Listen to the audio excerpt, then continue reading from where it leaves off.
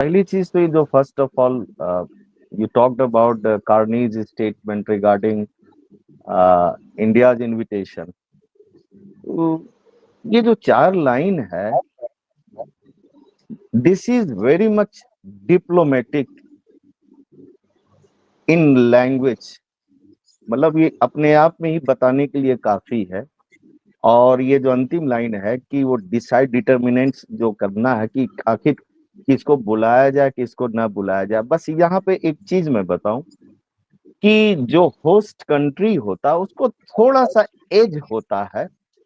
Ultimately उसके ऊपर छोड़ दिया जाता है कि ठीक है, finally you have to decide which country you are going to invite और विच कंट्री नॉट। क्योंकि ट्रेडिशनली भारत, चूंकि अभी तक पिछले आप 7-8 वर्षों से आप देख लीजिए, जब भी इसका समिट रहा है G7 का, तो भारत को बुलाया जाता रहा है। नहीं बुलाया जाता तो एक बड़ी घटना मानी जाती और ये इस बात की स्टैंपिंग हो जाती कि शायद नरेंद्र मोदी अब विश्व लीडर के बीच में जो एक स्थान है वो पूरी तरीके से खो चुके हैं। लेकिन जो भी दुबे जी ने बात कही, बहुत सही बात कही कि जुगाड़ इंडिया लिमिटेड वो कहीं ना कहीं फिट हो ही जाता है। तो शायद अंतिम समय में यह एक जुगाड़ इंडिया लिमिटेड और शायद भारत का जो एक स्टेचर, देखिए सिर्फ मोदी के कारण ये चीज नहीं है। इसको अब भारत की जो पूरी की पूरी फॉरेन पॉलिसी है और भारत का जो एक अपना स्टेचर रहा ओवर द लास्ट 78 ईयर्स, अगर उसको देखा जाए और समझा जाए तो ये जितने भी राष्ट्राध्यक्ष हैं, जो भी पर्दे के पीछे जिन्होंने कि अंत में ये निर्णय लिया कि नहीं, अभी एकदम से भारत को मना करना उचित नहीं है और एक मौका और इनको दिया जा सकता है, मिलना चाहिए। तो मूलतः यह भारत की जो थाती रही है, भारत का जो अपना विरासत रहा है, शायद इस बार काम कर गया है। अदरवाइज मोदी जी ने जिस प्रकार से फॉरेन पॉलिसी में बट्टा लगाया है, वो इस लायक नहीं थे कि ये निमंत्रण मिल पाता। और ये बात सही है कि इतना बड़ा समिट होने जा रहा है, इंटरनेशनल समिट है, वो 6 दिन और 7 दिन पहले इनविटेशन नहीं जाता। ये कम से कम 6 महीना 8 महीना पहले तय हो जाता है। सारे चीजें तय हो जाती है, सारे लॉजिस्टिक्स तय हो जाते हैं, एक एक वेन्यू तय हो जाता है। इसके अलावा किन मुद्दों पे बातचीत होगी वो सब तय हो जाता है। लास्ट मोमेंट में जब कोई इंपॉर्टेंट मुद्दा होता है तो उसकी भी एंट्री होती है। तो ये सारी चीजें होती है और उस पर बातचीत की जाती है। तो मुझे लगता है कि शायद इस बार भारत की इज्जत बच गई है। हालांकि देखिए G7 अगर टेक्निकली देखा जाए तो भारत तो उसका मेंबर है नहीं, लेकिन बहुत सारे ऑब्जर्वर नेशंस होते हैं, कुछ आमंत्रित होते हैं, कुछ को स्पेशल गेस्ट के तौर पर आमंत्रित किया जाता है। और इस प्रकार से बेसिकली एक मैसेज होता है इंटरनेशनल पॉलिटी में कि ज्यादा से ज्यादा लोगों को, ज्यादा इस राष्ट्र के इसमें सम्मिलित किया जाए, जिससे कि एक बेहतर मैसेज जा सके। क्योंकि देखिए भारत जब तक रूस के साथ था तो G7 के एक विरोधी के तौर पर माना जाता था। बाद में रूस को भी शामिल कर लिया गया, क्योंकि सोवियत संघ तो इसका हिस्सा नहीं था शुरुआती दौर में। लेकिन बाद में रूस को शामिल कर लिया गया जब सोवियत संघ जब टूटा और 15 राज्यों में विभक्त हो गया। तो ये हुआ कि रूस भी अब एक पूंजीवादी देश है और एक लोकतांत्रिक देश है। तो G8 एक प्रकार से वो बन गया और फिर धीरे धीरे इसके तमाम सारे विस्तार और अन्य अन्य चीजें हो गई।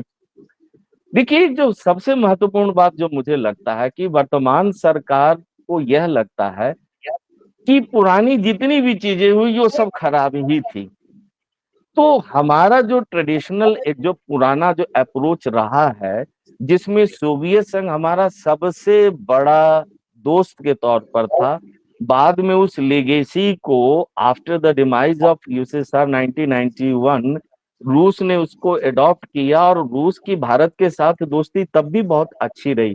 भाई देखा जाए तो सोवियत संघ में रूस ही सबसे बड़ा उसका एक लिगेसी होल्डर था। तो उस चीज को रूस ने जरूर आगे बढ़ाया।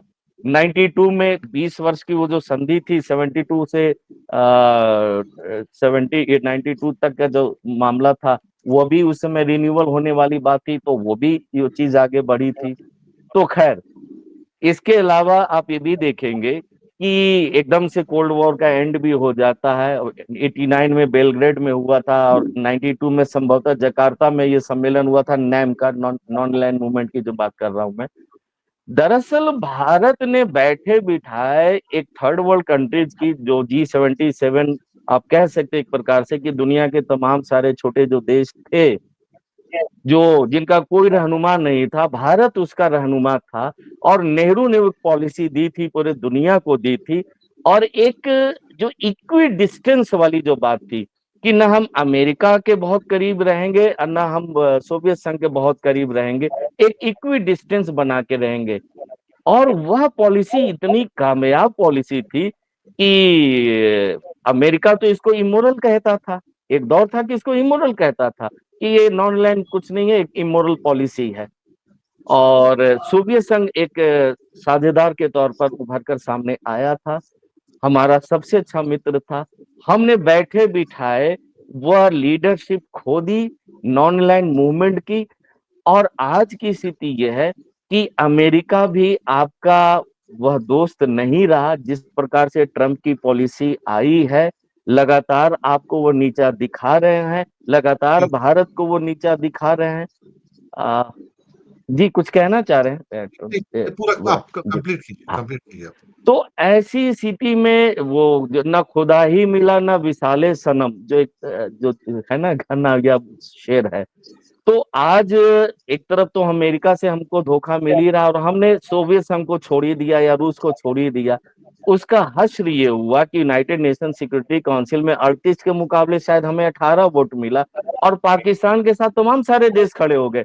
तो रूस, चाइना और पाकिस्तान का एक ट्रोइका खड़ा हुआ। हालांकि रूस ने एक मैसेज जरूर देने की कोशिश की कि रूस, चाइना और भारत चाहे तो एक साथ खड़े हो सकते हैं। भारत ने अभी तक उसका कोई जवाब नहीं दिया। तो देखिए, इंटरनेशनल जो पॉलिटिक्स है, जो डिप्लोमेसी है, it is in a flux situation, और it is shaping, reshaping, and it is realigning itself with the new dimensions of international politics. फिलहाल तो मुझे ये चीजें लग रही है।